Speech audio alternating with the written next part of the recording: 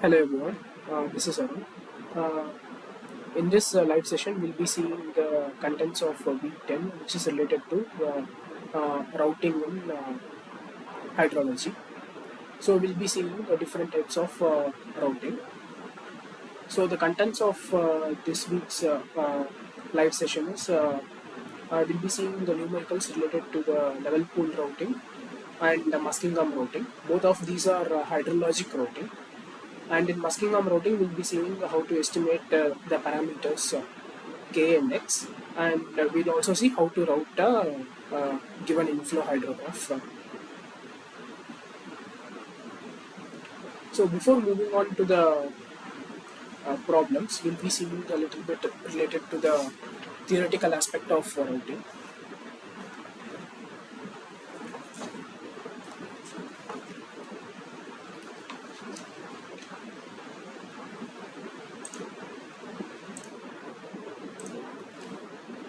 So first, what is meant by routing?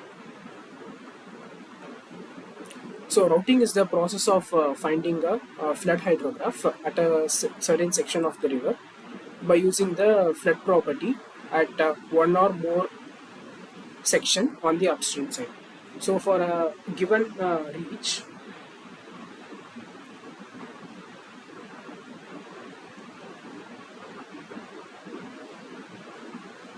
so let's say you have a catchment like this, and you have the mainstream. Let's say this is the mainstream that you have, and here you have the outlet of the catchment.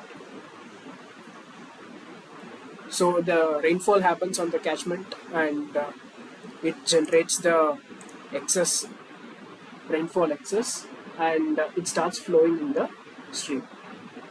So let's say at the most upstream point, you have a inflow hydrograph, something like this, and this inflow hydrograph is traversed through this particular channel, and during its travel we also have the other flows that gets contributed to this reach, and at the outlet we have one more hydrograph which might be something like this. So this change in the hydrograph that happens is what we call as routing. So during this, two important things happen to the hydrograph. So we face a reduction in the peak. There is a reduction in the peak.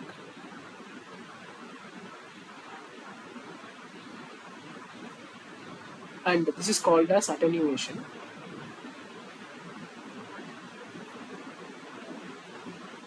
And there is a lag associated with the peak.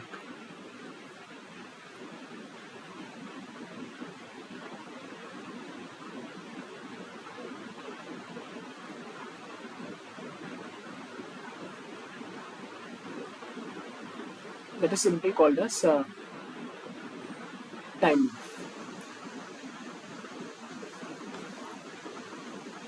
So we are going to find out this how much is the attenuation, how much is the time lag that happens, and for a given inflow hydrograph, what is the outflow hydrograph by the process of routing. So if we see the plots,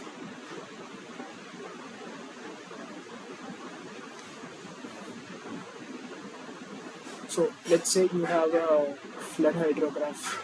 Let's say this is the inflow hydrograph that you have. And for this inflow hydrograph, we might have a outflow hydrograph.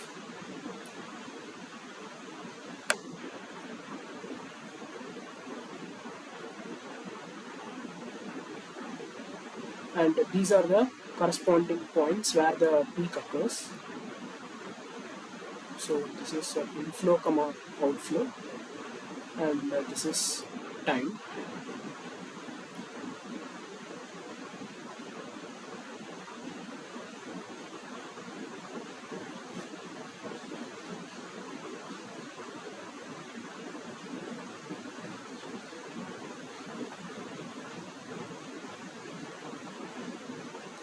So this difference in the peak is called as lag, and the difference in the magnitude is called as the attenuation.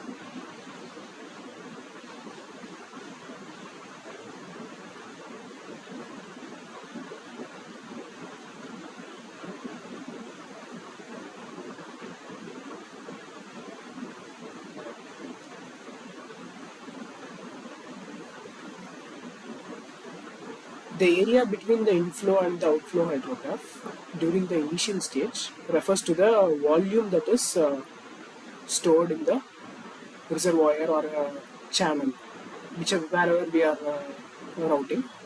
So this represents the water that is stored.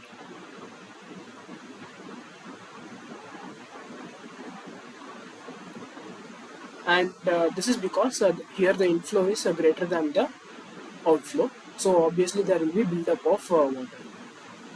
So at a later point, we have inflow after the event has ended.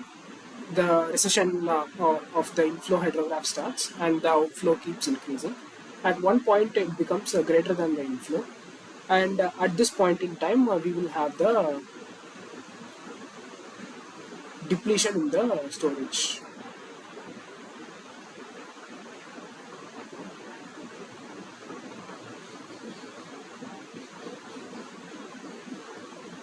So this is depletion, and the point where the outflow and the inflow intersects, that is the point where the storage is maximum. So these are the important properties that we need to remember. And to indicate the storage is maximum, I'm drawing another graph. Uh,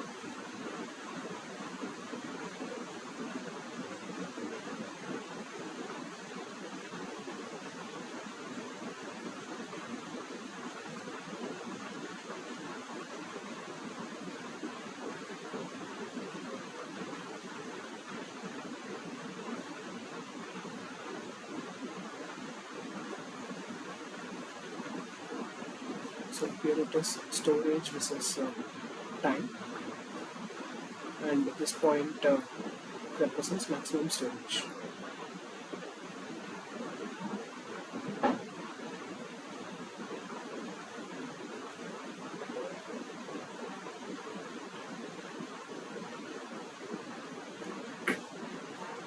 And here there is a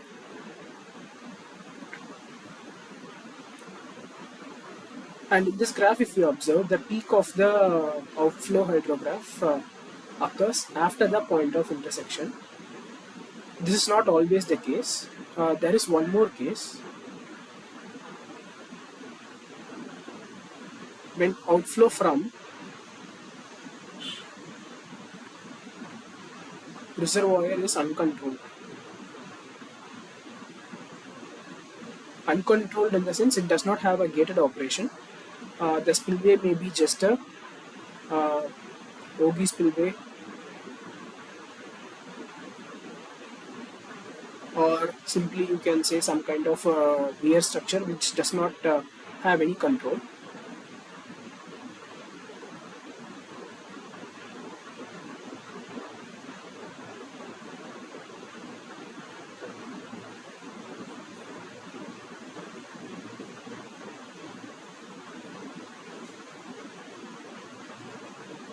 The peak of the outflow hydrograph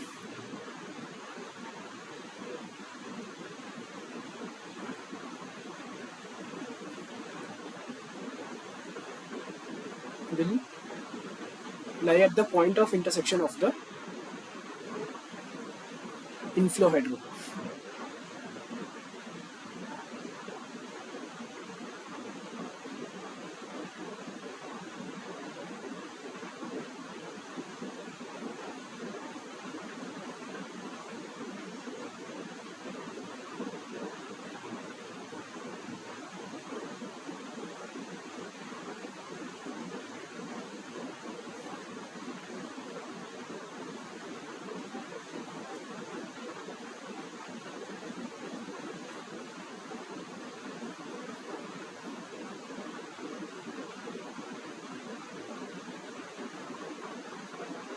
So it will look something like this. So this is the peak of the outflow, and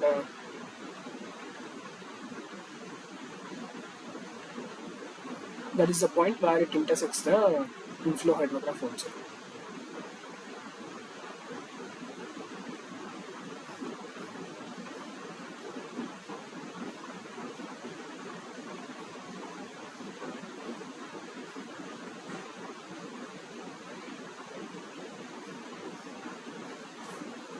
And there are two types of routing. The first one is the hydrologic routing, and the second one is the hydraulic routing.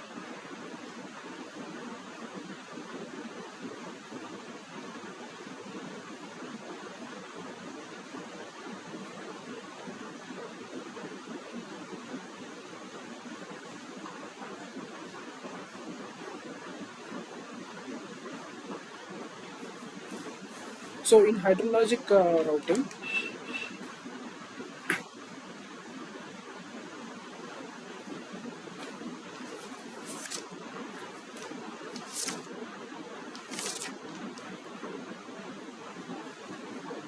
this can also be called as lumped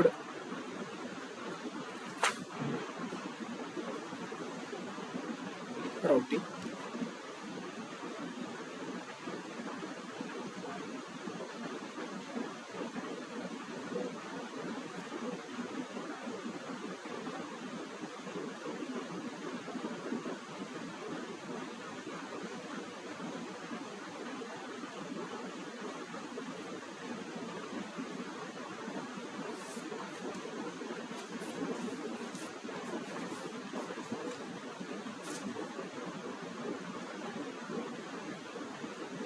Here it is based on the continuity equation.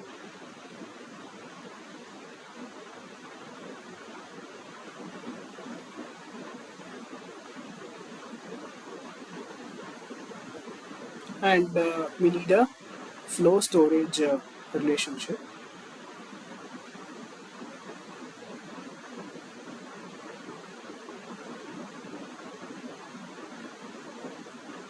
And this is with respect to time only.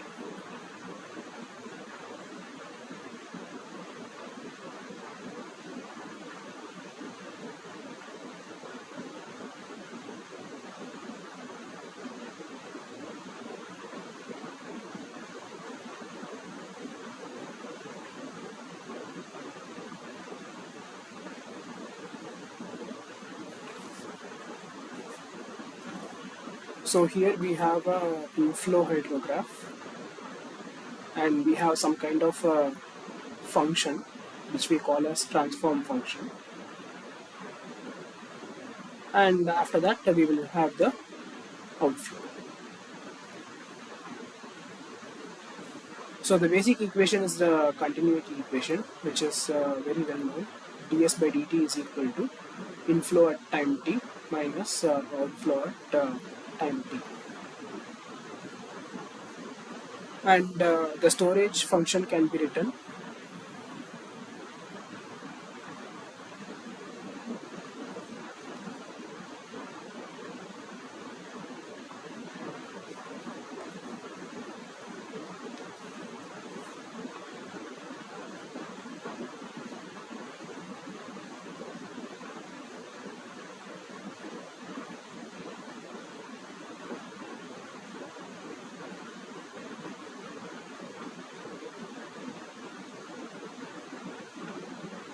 here. We have three different types of routing. One is the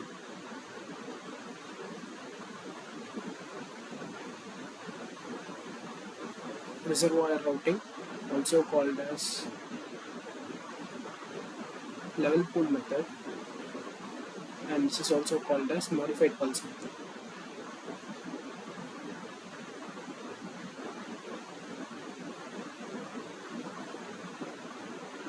And for channel routing, we have Muskingum method.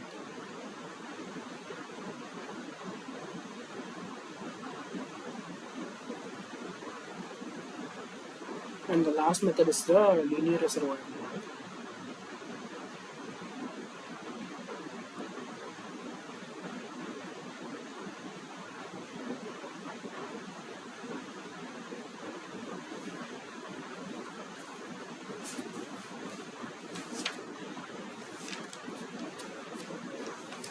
So first we'll be seeing about the level pool routing method.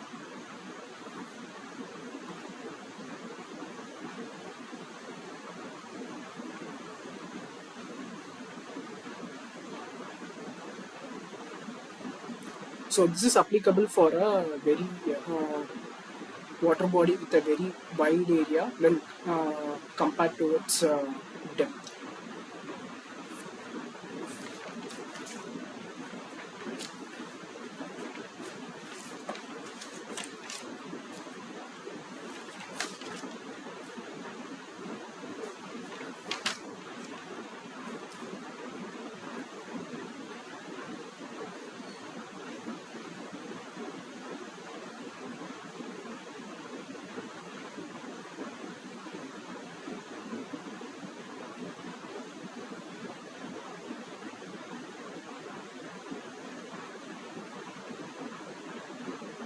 First, the reservoir must have a level water surface, which means there should be negligible backwater effect, and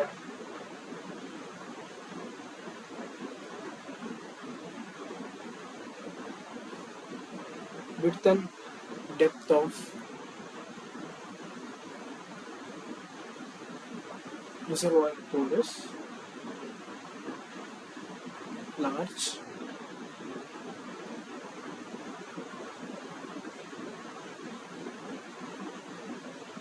Wide surface area such that approach velocity is negligible.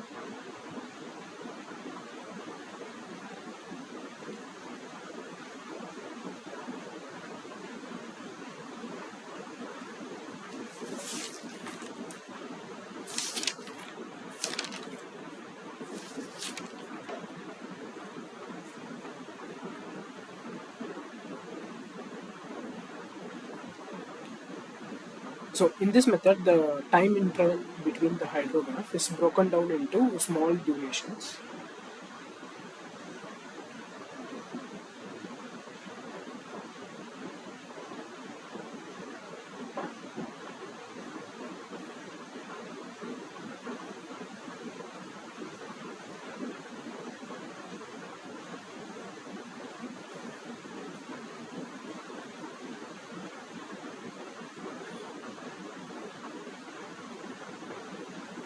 And it is indexed as J.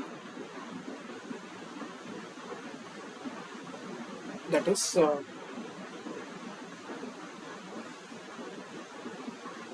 time starts at 0, then delta t, then 2 delta t, so on. Then we have J delta t and J plus 1 delta t.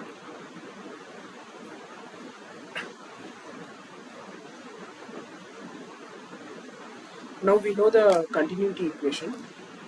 So ds by dt is equal to it minus qt. So if we want the storage, we need to integrate this particular equation over a small time interval, so that we will get the storage between the time interval 1 and the time interval 2. So to get the storage,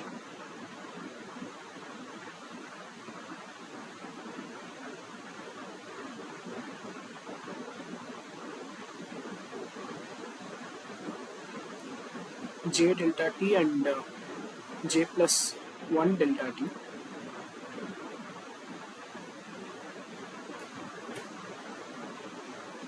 the continuity equation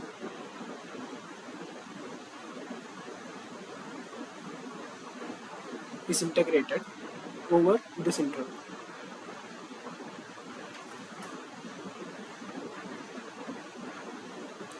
And this interval is chosen such that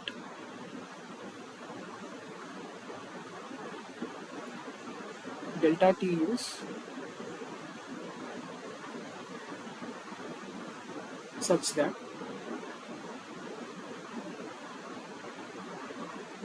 over this interval the variation of inflow and the outflow is assumed to be linear.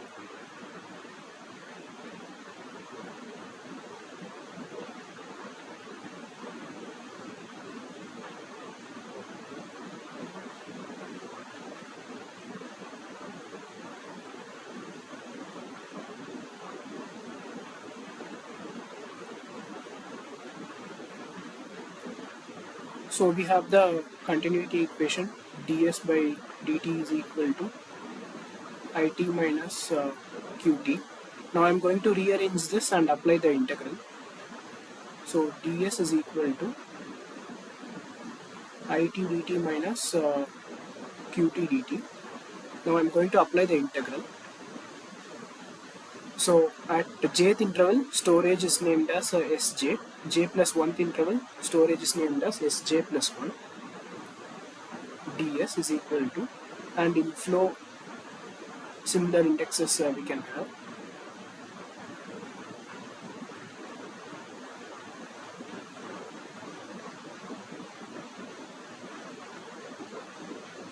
Qj plus 1, Qt dt.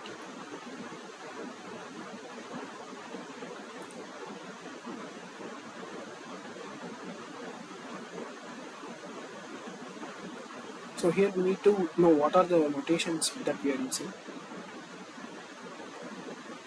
So inflow ij means at start of the jth interval.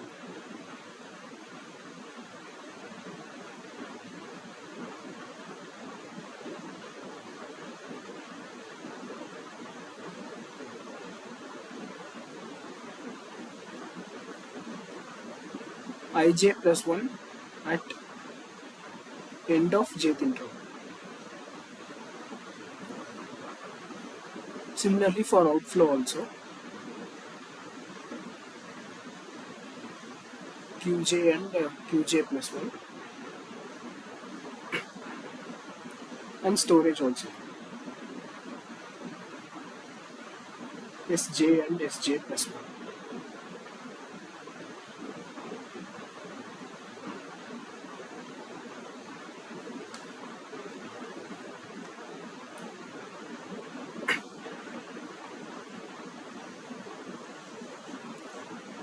Now we can apply the integral, and we will have Sj plus 1 minus Sj is equal to Ij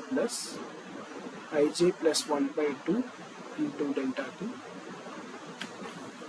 minus Qj plus 1 by 2 into delta t. So we can now see graphically what we are doing.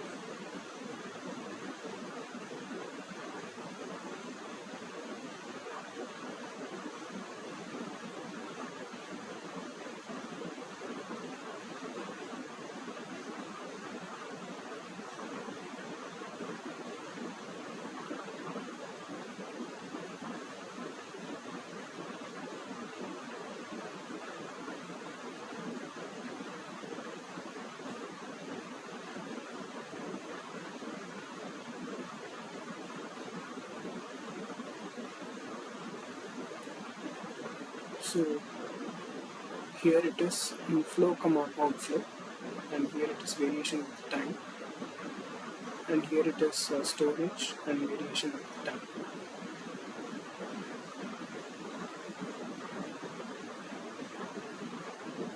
We are choosing 2 points, or rather 2 intervals.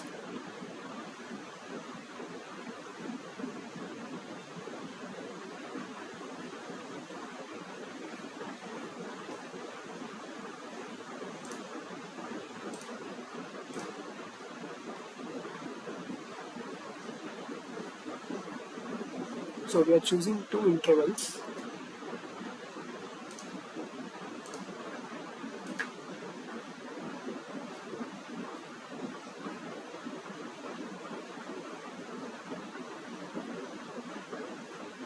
J delta t and J plus 1 delta t, and we are finding out the corresponding inflow and the outflow.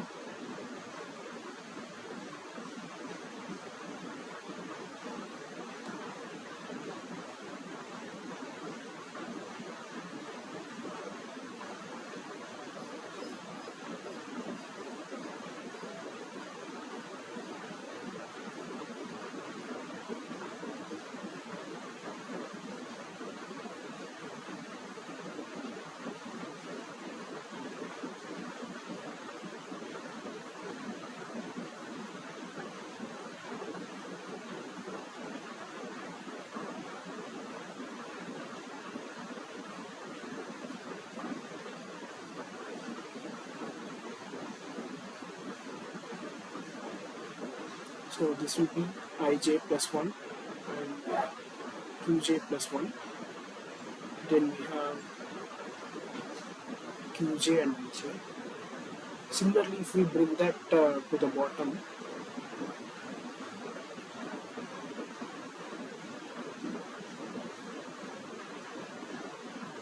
we have sj and sj plus 1.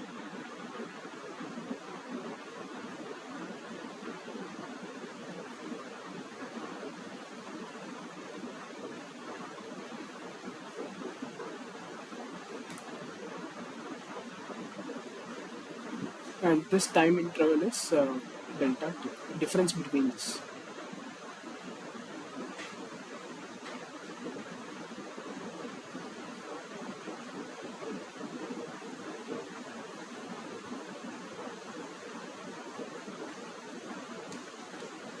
So in this particular equation, the values of ij and ij plus 1 are known already because we have the inflow hydrograph.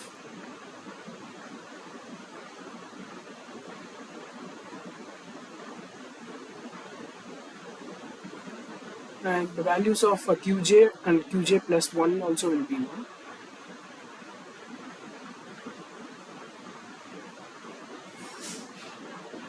qj and sj will be known.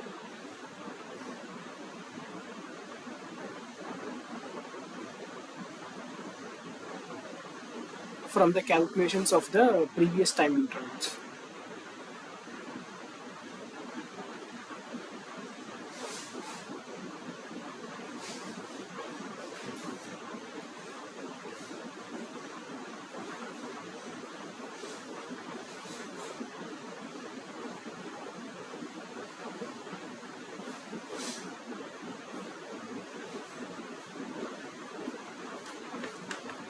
So in the equation which we wrote here has two unknowns, which is sj plus 1 and qj plus 1.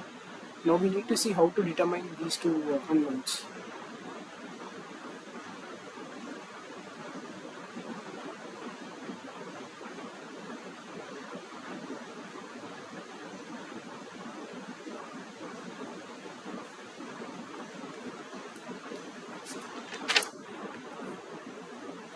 So I'm going to multiply that equation by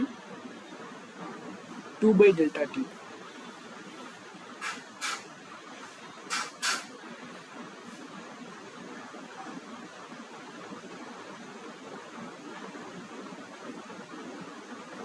And I'm going to bring the unknowns on one side and the known values on the other side.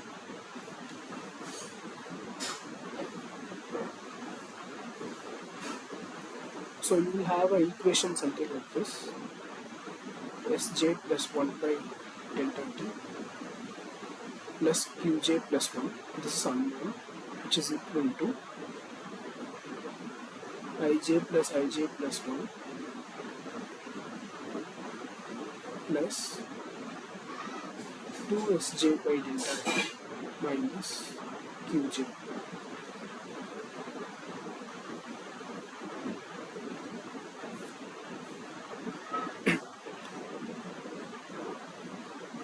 Here to find qj plus 1,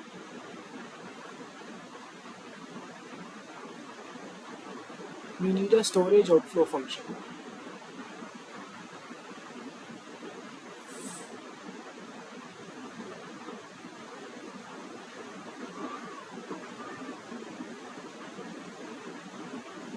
Relating 2s by delta t plus q.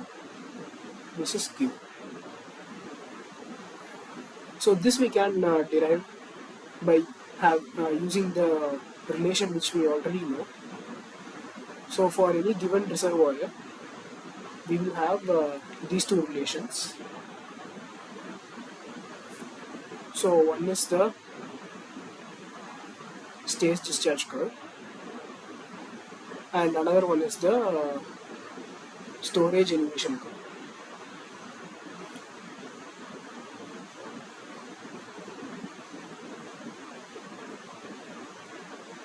So by combining these two,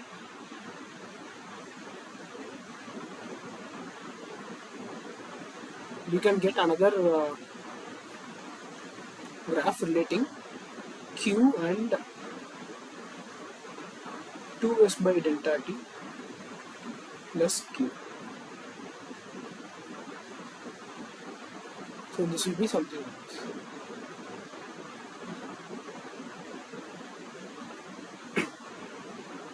Here we know what is delta t, so that is fixed.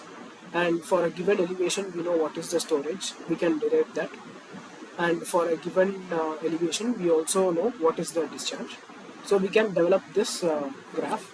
This graph is known as the indicative storage graph.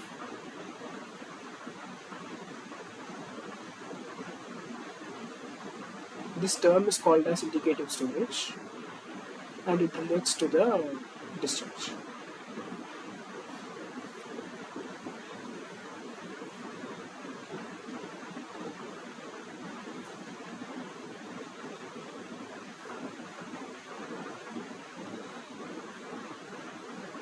So for various water surface elevations,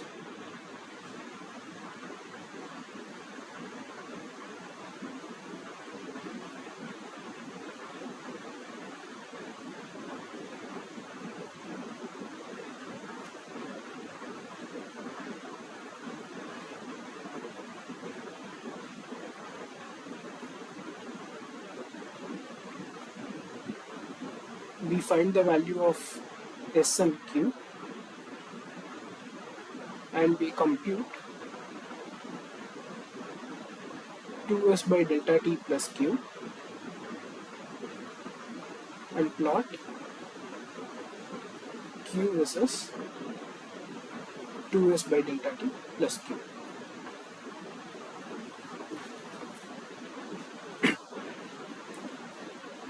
Now coming to the routing procedure,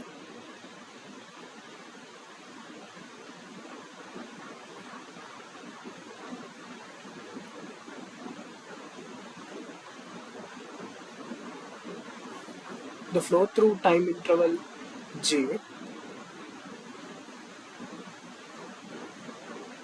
all terms on the RHS of the equation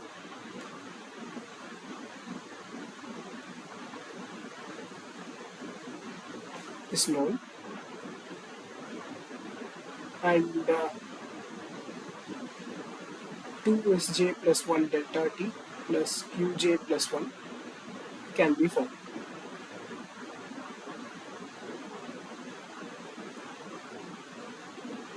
So for this 2sj plus 1 by delta t plus qj plus 1, look at the indicative storage graph.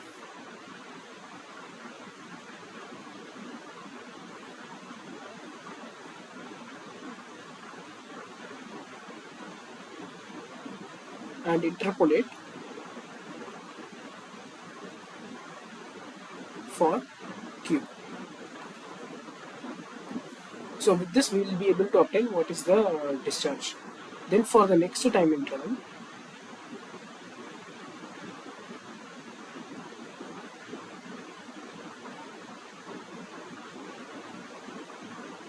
we need the value of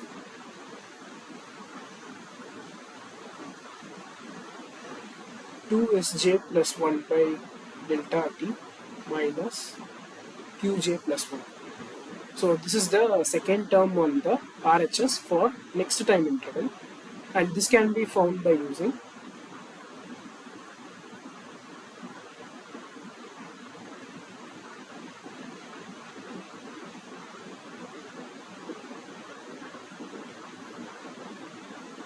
this equation. 2sj plus 1 by delta t plus qj plus 1 minus 2qj plus 1. So whatever we have obtained, subtract your discharge twice from it to get this value. So this can be used for the next time step. So this procedure is continued.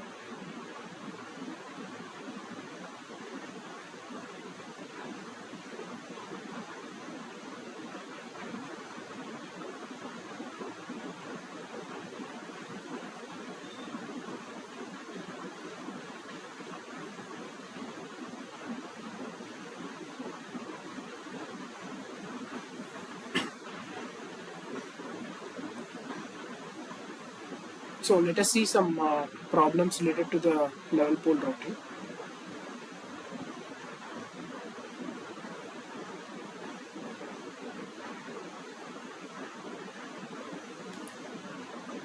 So the first question is related to the equation which we framed.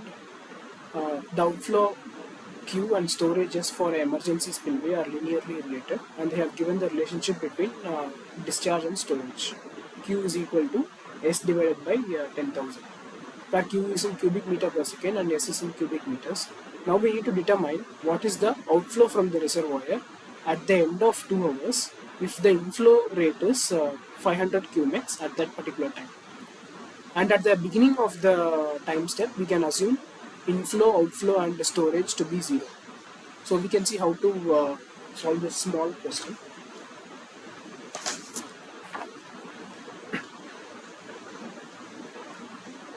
So we know the equation which we derived just now. So I'm taking the beginning of the time interval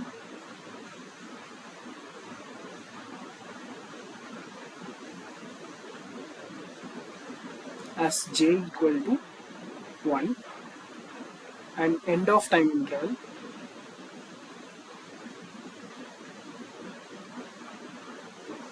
j plus 1 is equal to 2. So now we know the equation which we framed, that is 2 is j plus 1 by 2 plus qj plus 1 is equal to ij plus 1 plus 2sj by delta t minus qj. So if I substitute, it will become 2s2 by 2 plus q2 is equal to I1 plus I2 plus 2s1 by delta t minus q1. So in question they have given inflow at the beginning of the time interval, outflow at the beginning of the time interval, and storage at the beginning of the time interval can be taken as 0. So I'm going to substitute this. So 2s2 by 2 plus q2 is equal to I2 plus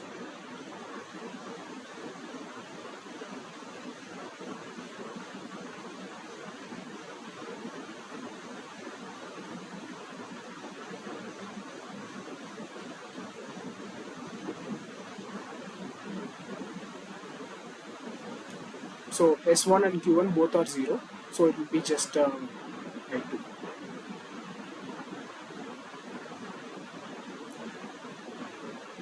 And in question it is given at the end of 2 hours, what is the at the end of the time interval, that is delta t is equal to 2 hours. The inflow I2 is given as 500 meter cube per second.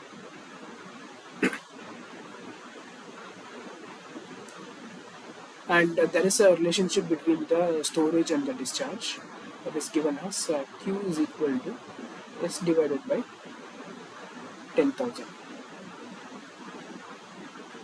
So we can write S as 10,000 Q. So we are going to substitute all this in the above equation. So here it is all delta T. So this is delta T and this is also delta T. Okay. Now everything is in meter cube per second. We need to keep very careful about the units. So S2 can be written as 10,000 Q2 now. So 2 into 10,000 Q2 divided by, everything is in meter cube per second, so I'm going to change the units. So this is 2 hours, 2 into 60 into 60. So that is in meter cube per second.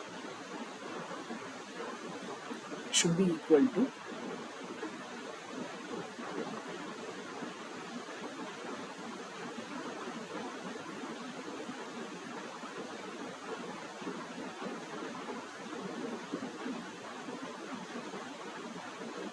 500. So if we simplify this,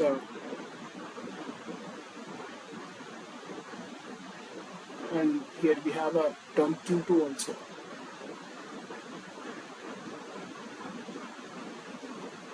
Plus Q2 is equal to 500. So if we simplify this, we need Q2.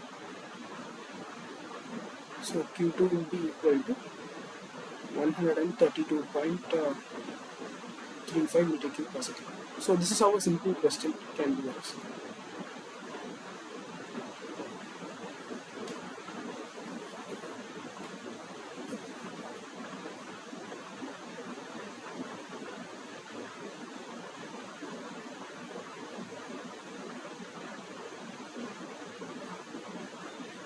So now we can see level pool routing.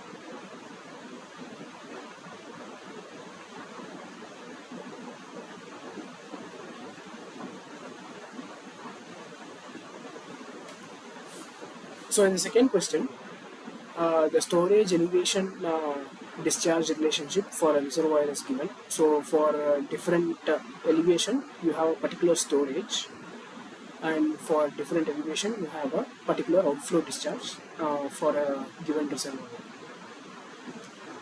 And a flood wave passes through the reservoir. This is basically the inflow hydrograph that is given. Now we need to route this inflow hydrograph by using the level pool routing. If the outflow from the reservoir just before the flooding, so this is the initial condition. So outflow just before the flooding from the reservoir was 200 cubics. So this is the information that is given. Now we can see how to approach this problem.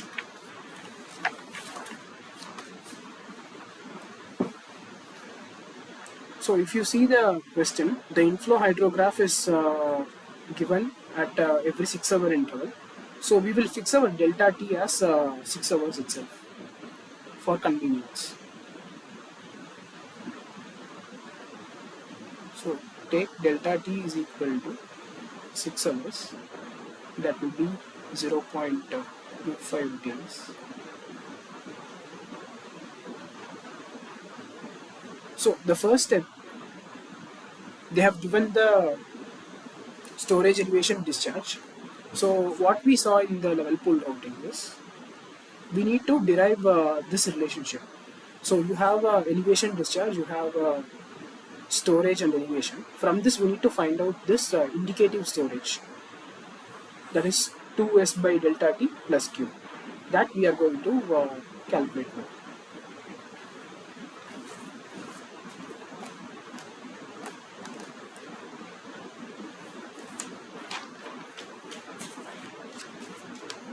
So here I am going to be using this particular equation. So this is same as the equation which we saw earlier.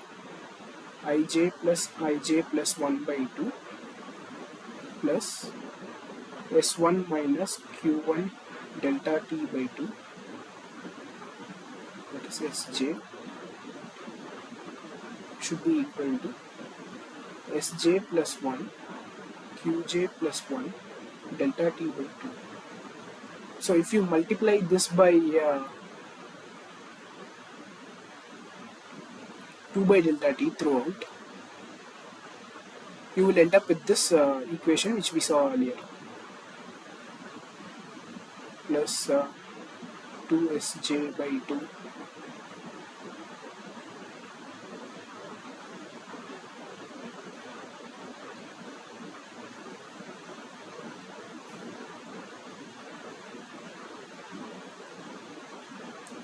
So it is the same equation, just in a different format, just for convenience to solve this question.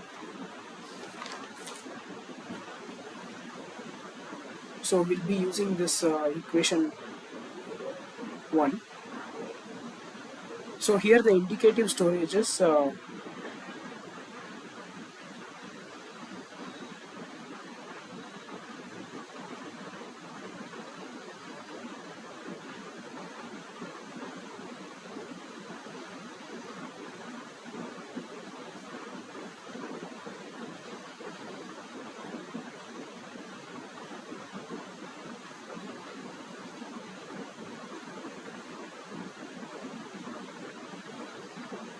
S plus Q delta T by 2 and S minus Q delta T by 2.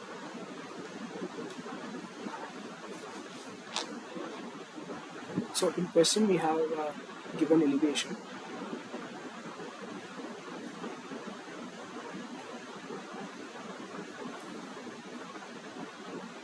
Starts from 470.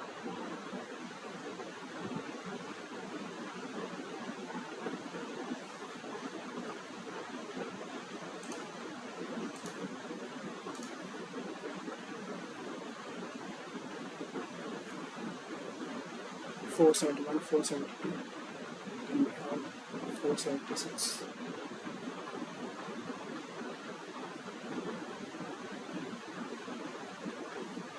So this is 472, 74, 76, 78.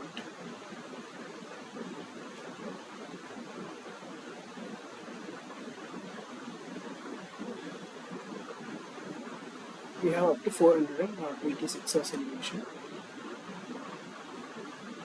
Then storage is given in terms of meter cube days per second. So they have already included the delta T in this.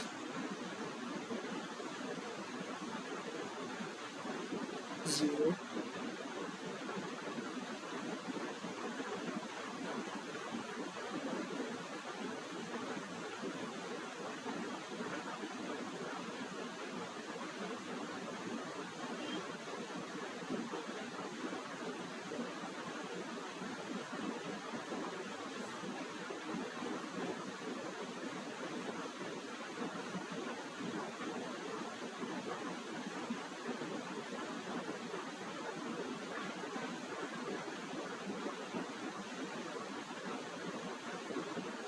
And for discharge is also given. This is in meter cube per second.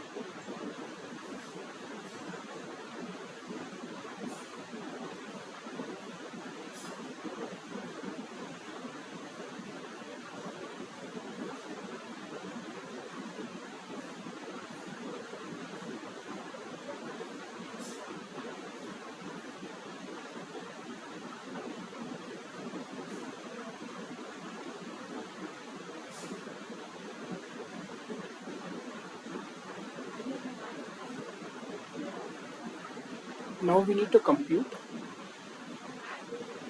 S plus Q delta T by 2. So here no need to change any units because it's given in that way only. You can just directly do it.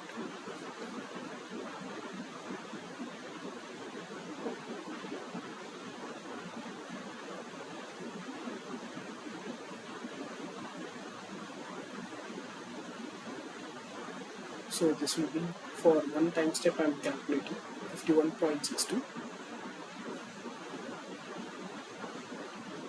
plus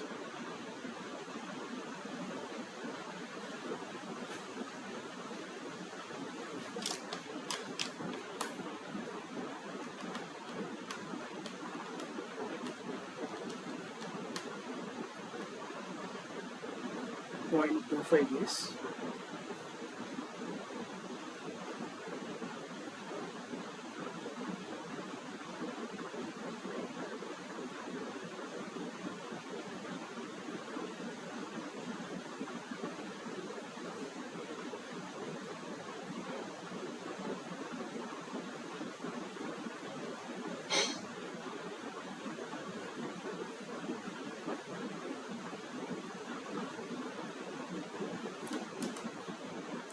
So this will be 57.77. Similarly, we can calculate for all the time steps.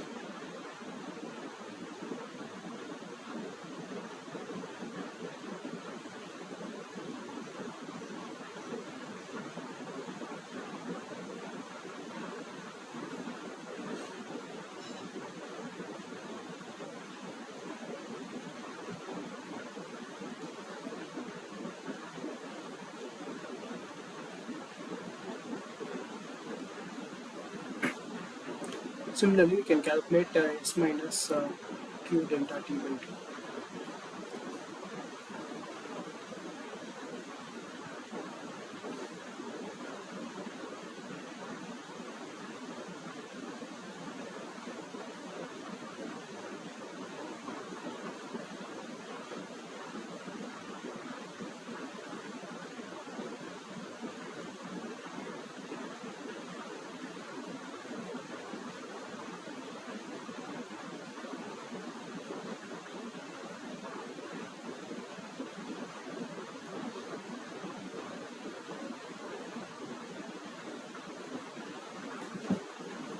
So once we calculate this, we can proceed with the routing.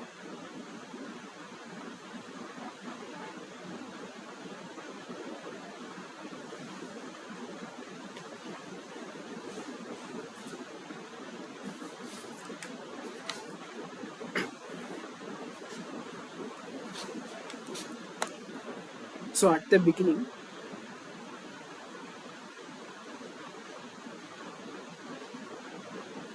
Q is given as 200 meter cube per second. So for this 200 meter cube per second, from the above table, we are going to interpolate for elevation. So what is the elevation for Q is equal to 200 meter cube per second from the table? So that will be, so here third column is the discharge. So we are going to interpolate between these two levels.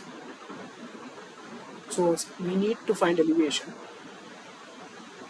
So that will be 480 plus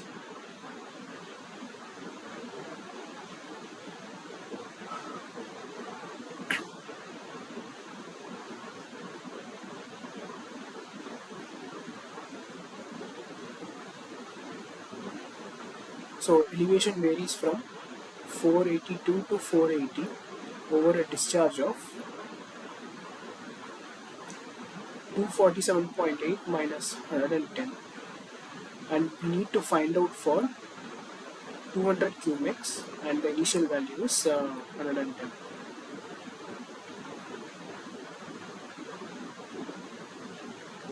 So we'll get the elevation as 481.3 meters. So again from the same table, we can find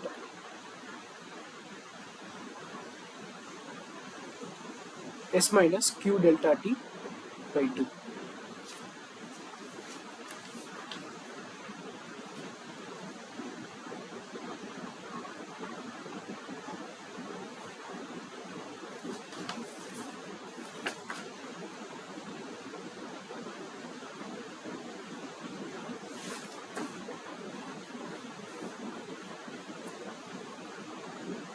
So before moving to this step, I will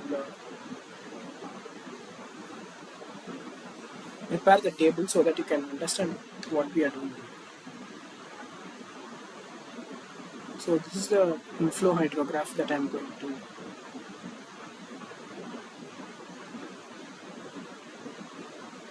write from the question. So 0, 6, 12, 18.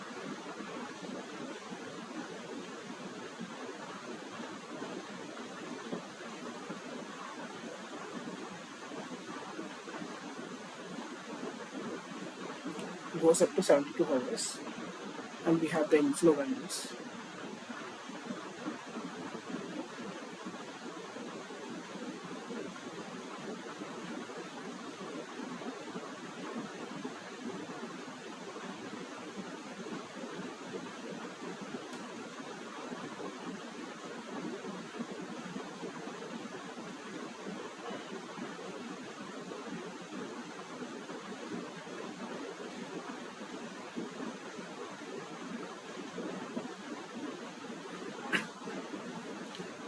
So in the equation, we need to find out what is plus ij plus 1 by 2 into delta t.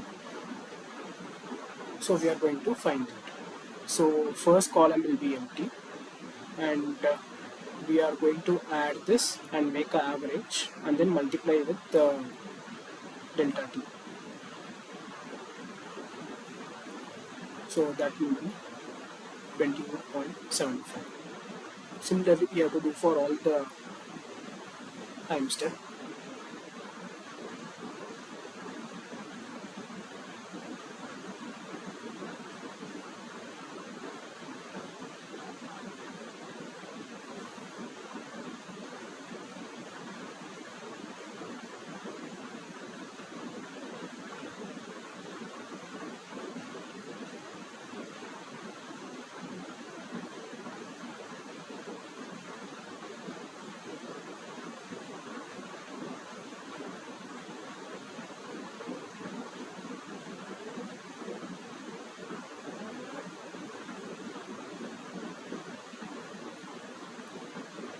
Now, from the equation, next term is S1 minus Q1 delta T by 2. So these two are the terms on the left hand side.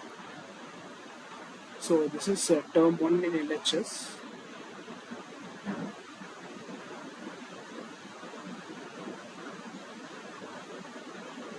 So this is term 2 in LHS.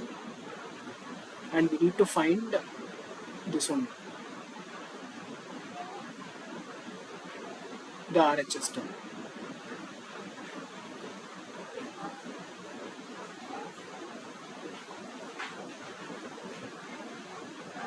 And once we get that, we can find what is the elevation and the corresponding outflow.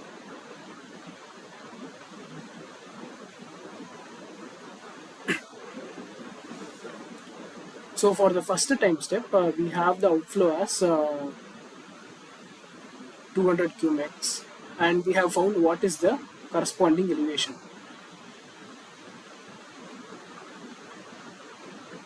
So this is given. This is found from interpolation.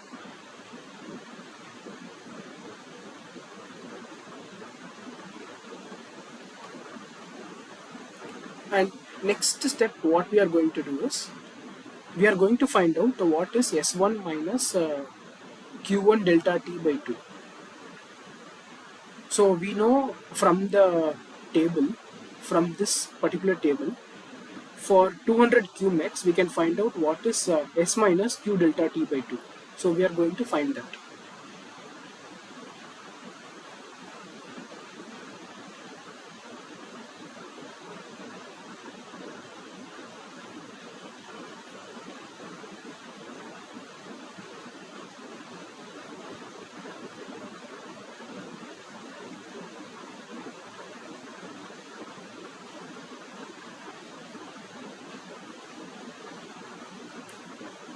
So again, we are going to do the same interpolation, but here we are going to do for S minus Q delta T by 2.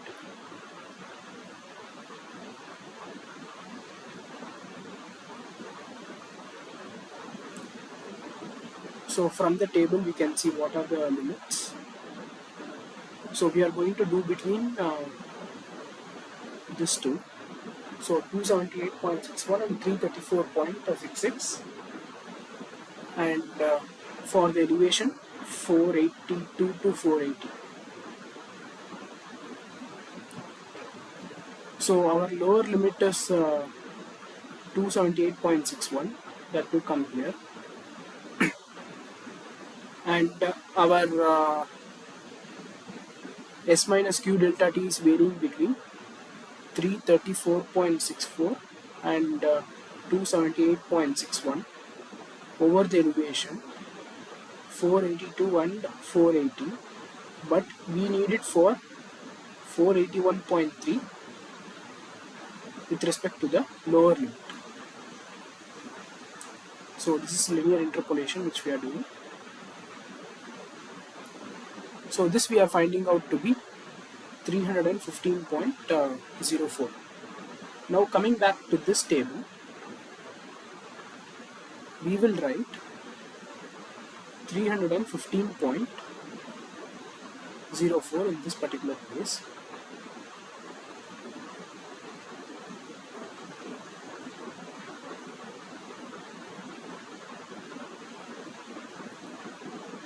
So for next time interval, we need to calculate what is here.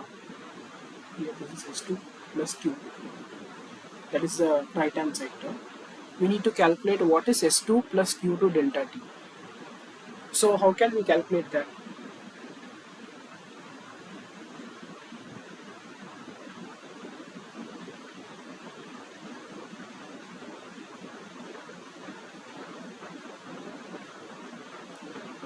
S2 plus Q2 delta T by 2 is equal to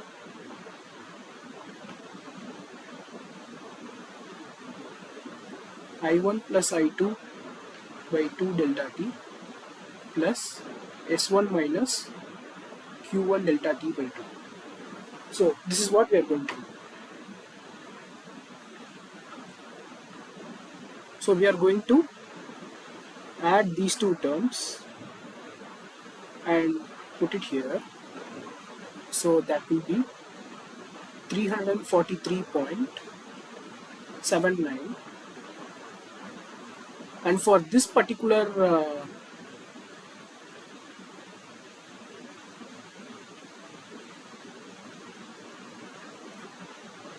storage value, indicative storage, we have a particular outflow and a particular elevation. So we need to find what is the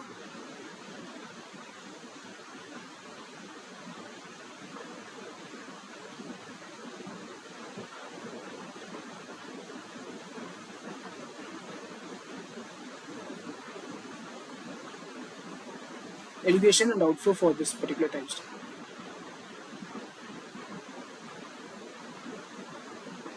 Again, this is from the linear interpolation.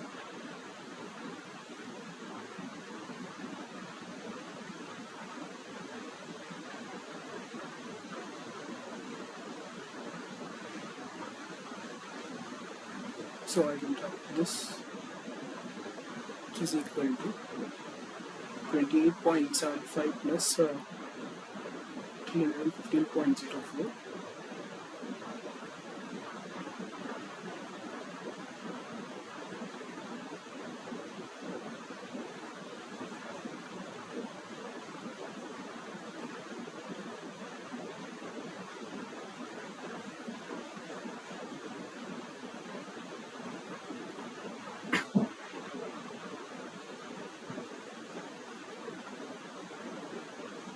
Again, we are going to interpolate from the table.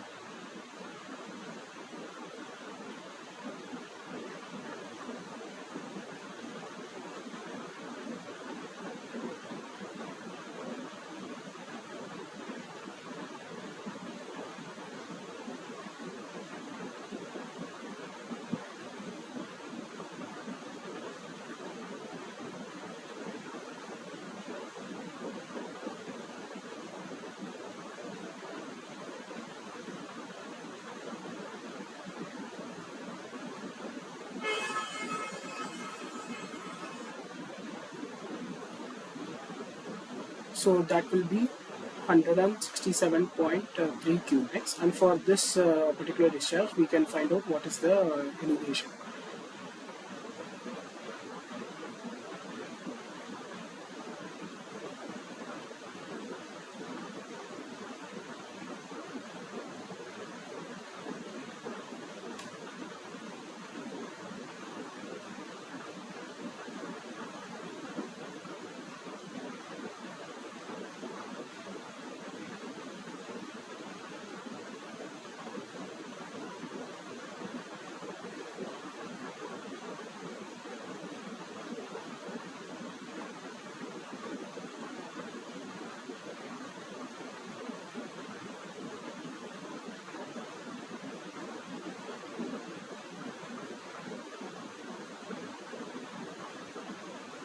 So that will be 480.33 meters.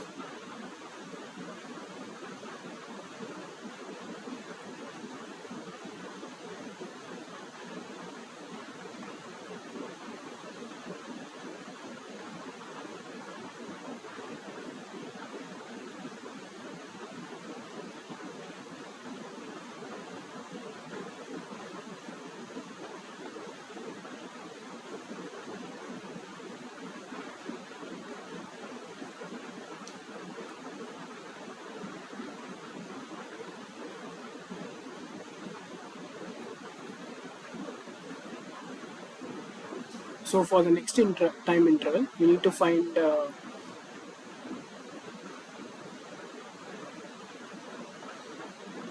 next time interval.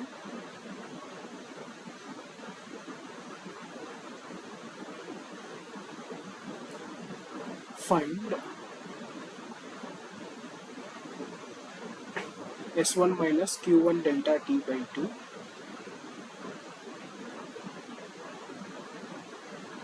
Then calculate S2 plus Q2 delta T by 2. Then find out Q. Then find out elevation from the table.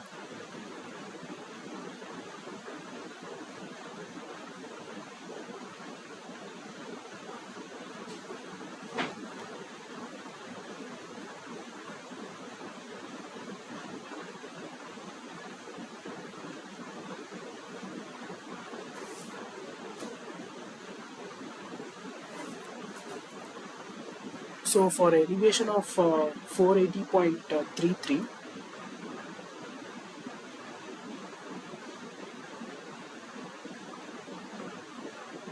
find what is the S1 minus Q1 delta T by 2 from the table.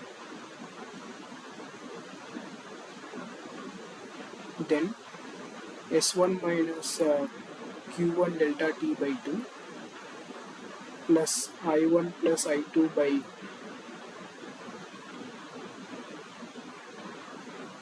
2 into delta T. So this will give you S2 plus Q2 delta T by 2. Then once you find S2 plus Q2 delta T by 2, find Q, then elevation. So this will keep on repeating until we complete. So I hope you understood this particular calculation and proceeding with the completion of this table.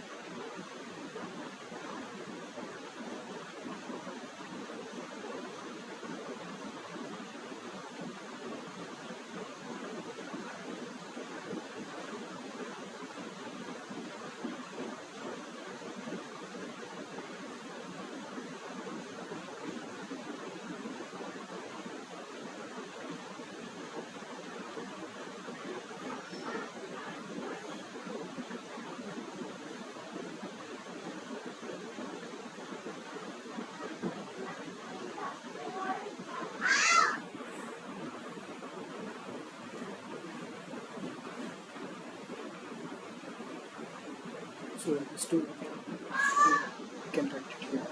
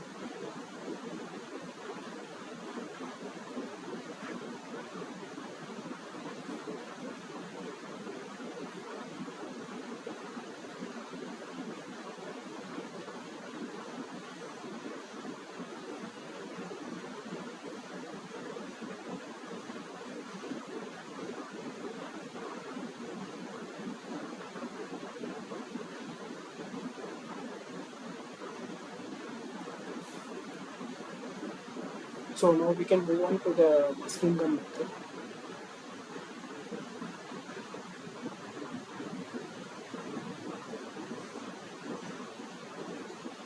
Estimation of K and X. So here we have an inflow and outflow for a particular stream, and we need to estimate what is the K and X for this particular inflow and outflow.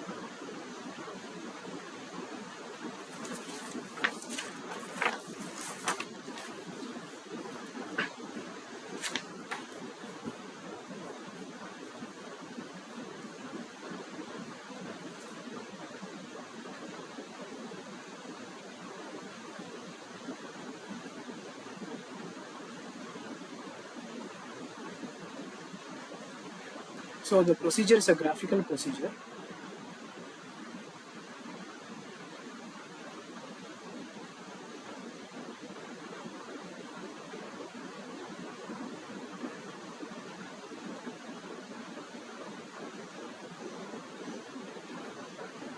So we'll be plotting xi plus 1 minus x into q.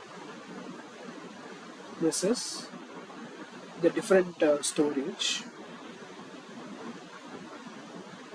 the storage value for different values of x.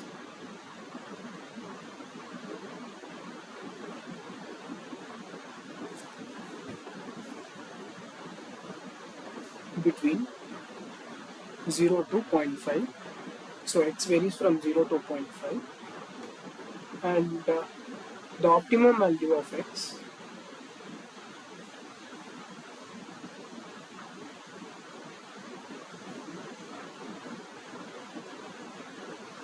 such that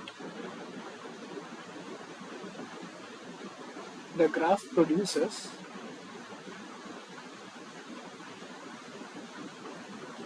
narrowest and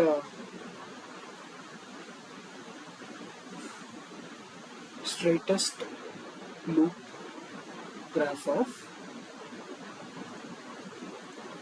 xi plus 1 minus x into q. This is the storage. So this graph is basically a loop, and we are going to select the different x values, and we need to find for which value of x the loop is near to a straight line. And after finding the value of x, we fit a linear line to it, and the slope of this line gives the value of k.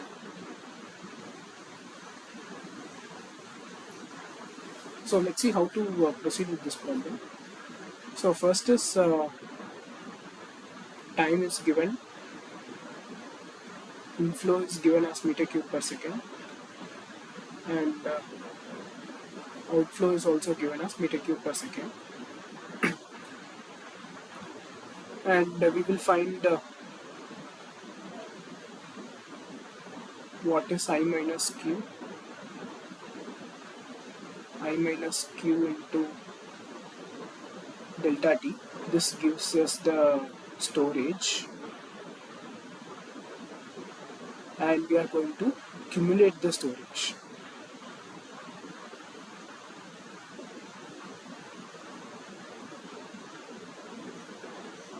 So this is in meter cube per second. This will be in meter cube hour per second. We are not converting any units. This will also be in meter cube hour per second. So that slope gives the value of k in hours itself. So in question we have the given hydrograph 0, 6, 12.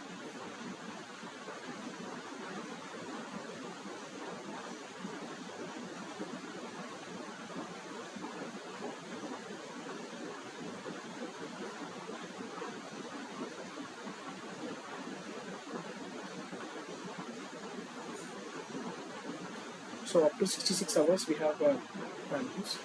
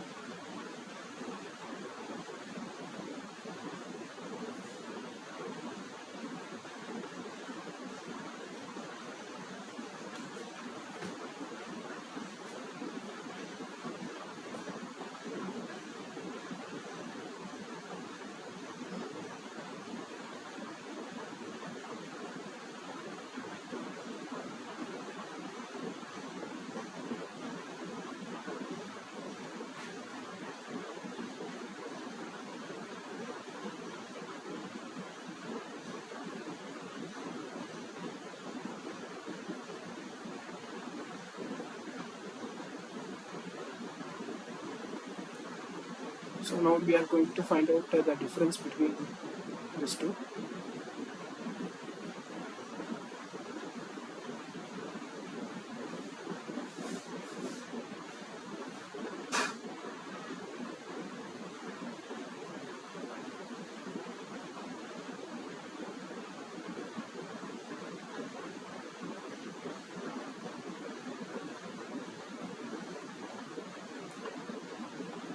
And multiply this with delta T, that is 6 hours.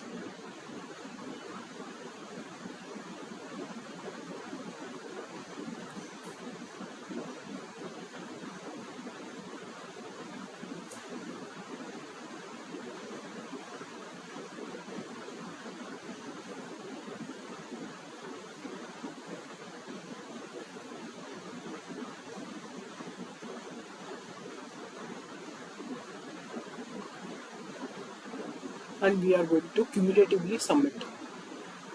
So this plus this,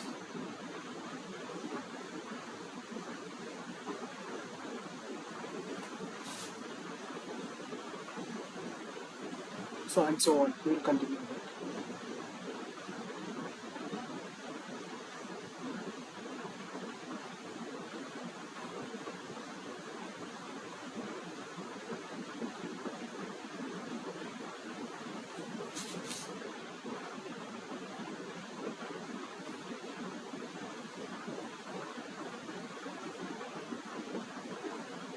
So we have got the storage values. Next is finding out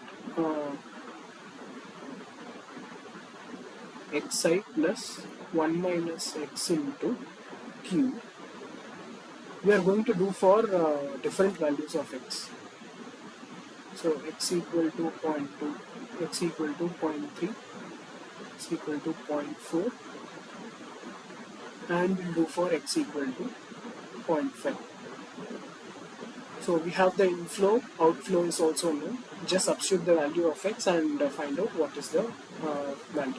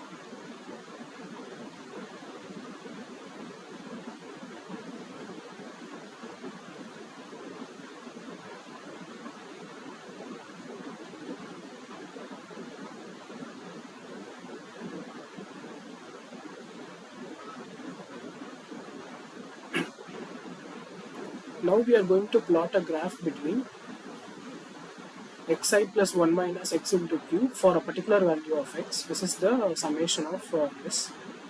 So I have plotted the graphs for all the 4 cases, and I'll show you here. So s is on the y-axis, and in the x-axis you can see xi plus 1 minus x into q. So this is for x equal to 0.2. It formed a loop and we have fitted a linear line. and this is for x equal to 0.3. So when compared between 0.2 and 0.3, the loop has narrowed down a bit, and you can see 0.4 it has completely narrowed down, and for 0.5 it again started expanding. So from this 4 graph we can see that for x equal to 0.4 the graph closely resembles a straight line, and we can say the value of x for this particular problem can be taken as 0.4. Now we are fitting a linear line to it, and the slope of this line will give you the k value. So the equation is y is equal to mx plus c. So here m is 13.466.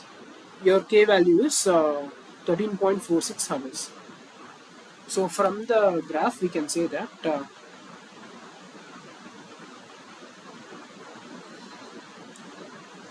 x can be taken as 0.4 and k is 13.466 hours. So that is the this is how we estimate the values of k and x. Now we can see the last problem which is related to routing by using the Muskingum method. So inflow hydrograph is given. We need to use Muskingum method to route the inflow hydrograph for the outflow section, which is at a 1200 meters downstream. So x is given as 0.5 and k is given as 2.3.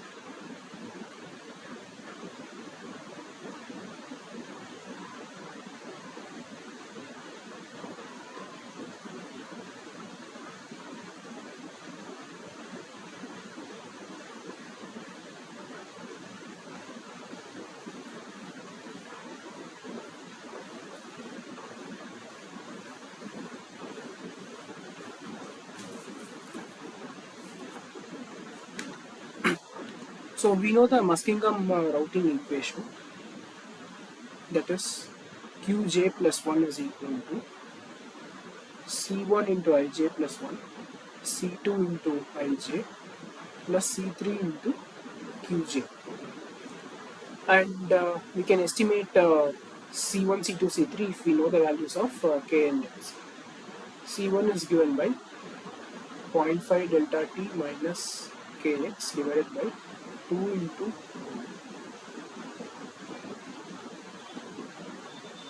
K into 1 minus X plus 0.5 delta T.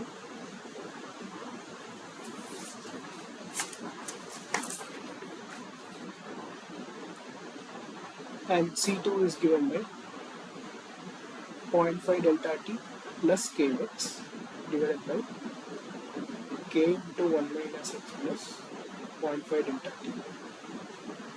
And C3 is given as K into 1 minus X minus 0.5 delta T divided by K into 1 minus X plus 0.5 delta T.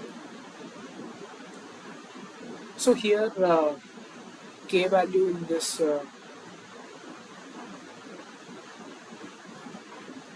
X is given as 0.15 and K is given as 2.3 hours, and the interval of the inflow hydrograph is given at every 1 hour. Now we need to check that delta T lies between this range. So your K is 2.3, 2 into 2.3 into 0.15.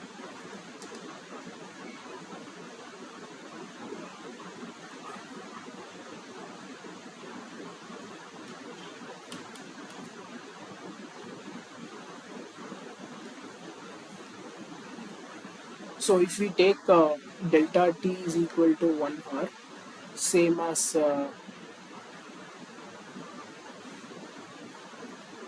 inflow time step,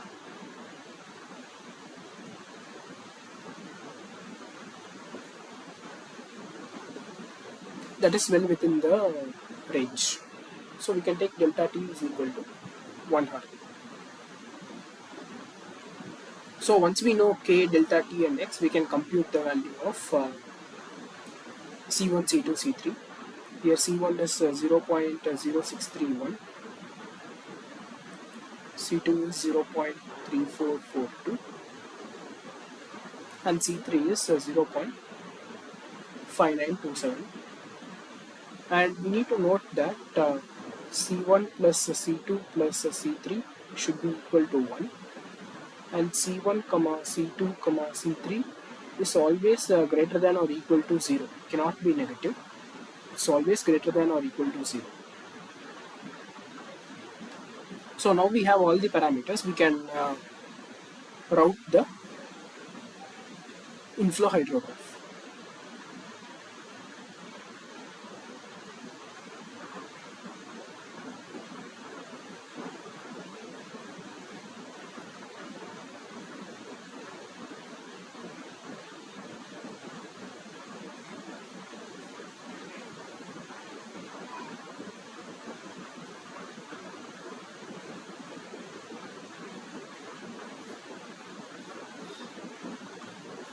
So at the beginning of the time step, we can consider the inflow and the outflow to be equal, because that condition is given in the question. So for the first time step, we don't have any issue. So for rest of the time step, we need to compute the different coefficient values multiplied with the inflow values.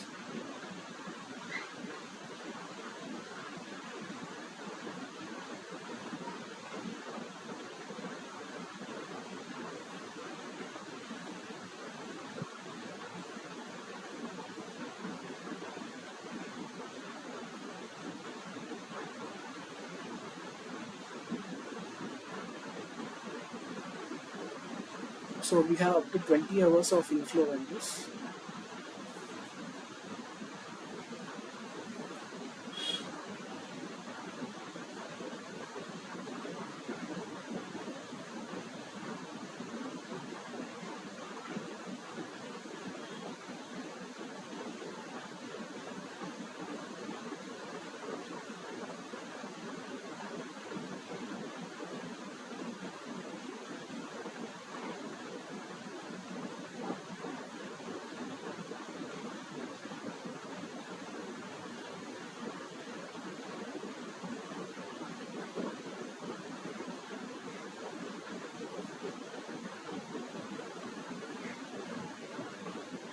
So you can multiply with the coefficients and you can find out what is the C1 ij plus 1 means.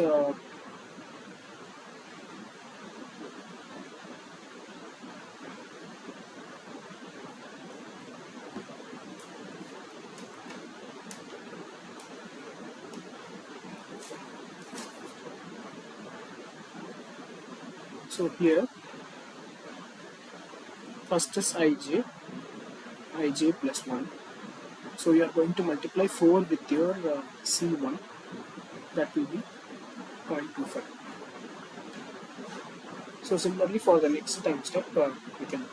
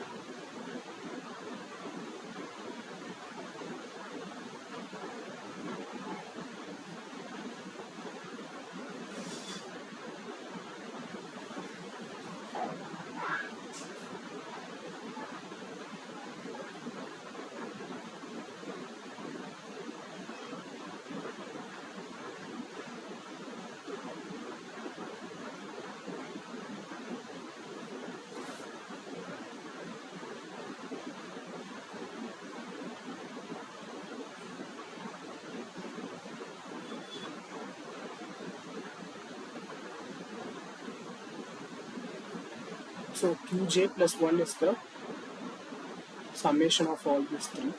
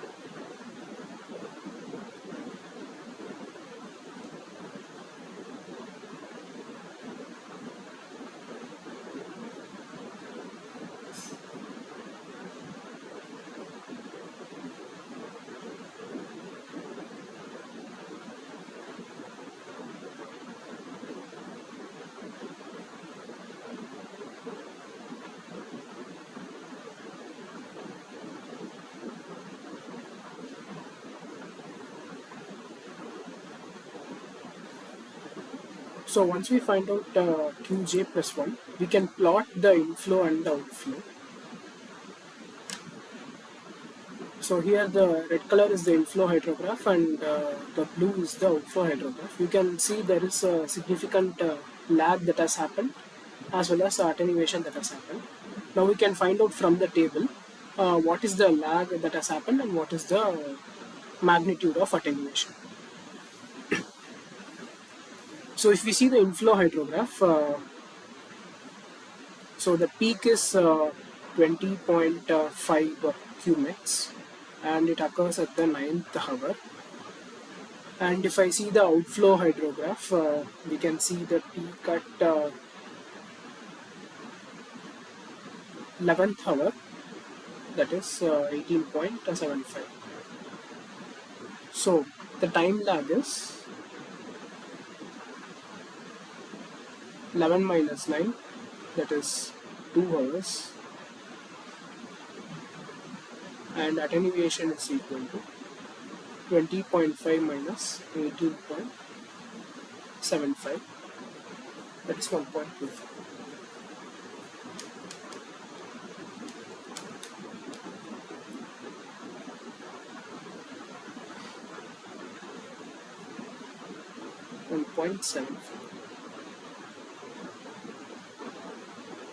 So this is the attenuation that has happened. So this is how you route a hydrograph in case of Muskingum method. And here there is a special case when you have a very long reach. So length of the reach is long and your delta t is somehow fixed. So let's say you are going to model something and you have a limitation in terms of your computational power or in terms of your calculations, you have some limitation, so that you fixed your delta t at a fixed value. And when you determine k was found to be higher,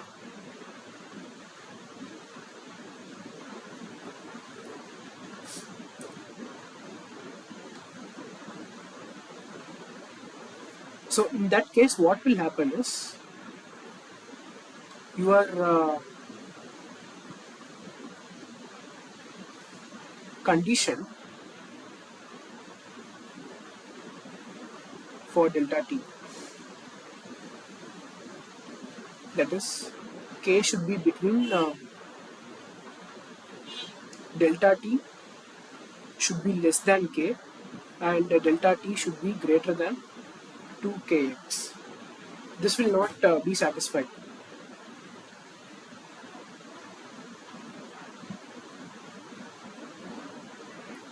Either your upper limit or the lower limit will be out of the range.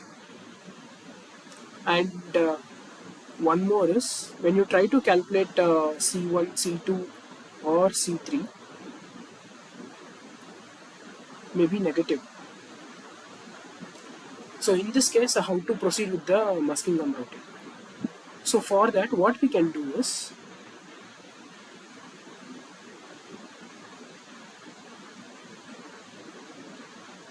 we can divide the k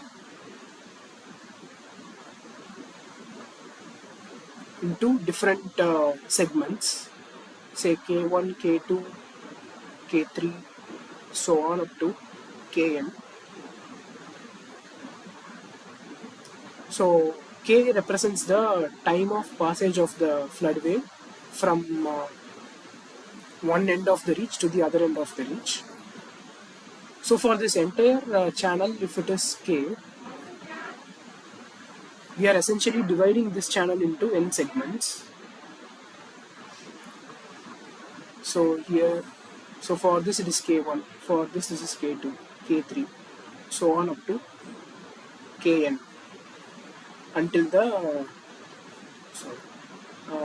until your outlet. So what you will do is, you have a given inflow hydrograph in this place, and you will route it through this segment first.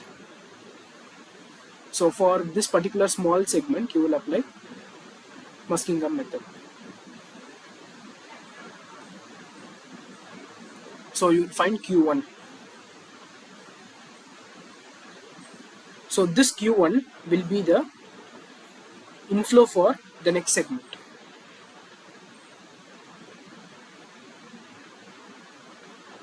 So let us say you have the inflow hydrograph 1.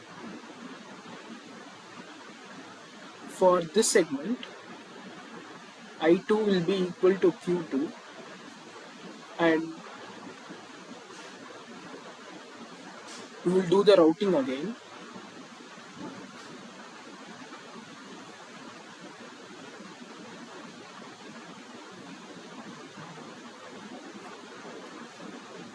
And you will get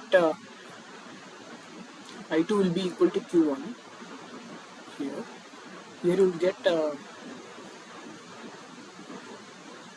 Q2, and for the next segment here, I3 will be equal to Q2, and similarly you will keep continuing until your outlet. So in this way you will have a series of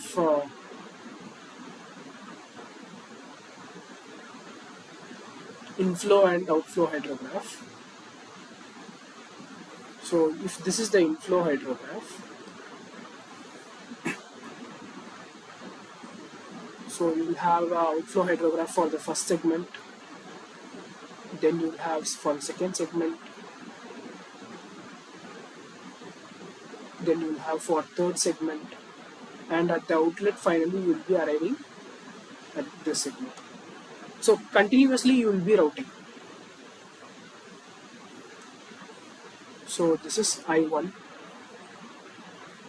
then you will get Q1, this will be equal to I2, then you will get Q2, this will be equal to I3, so on up to,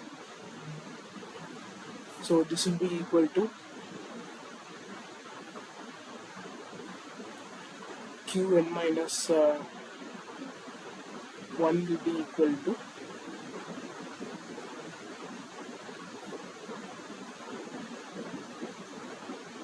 Qn will be equal to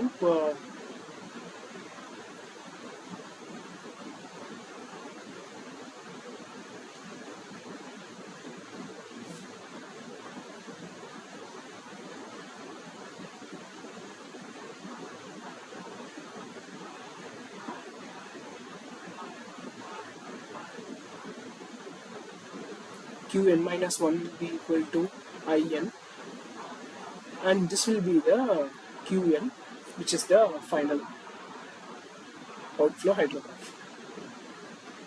So in a subsequent way we can do this when the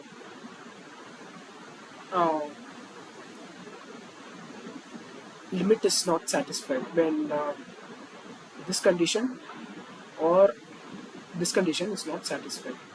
We refer this to as instability.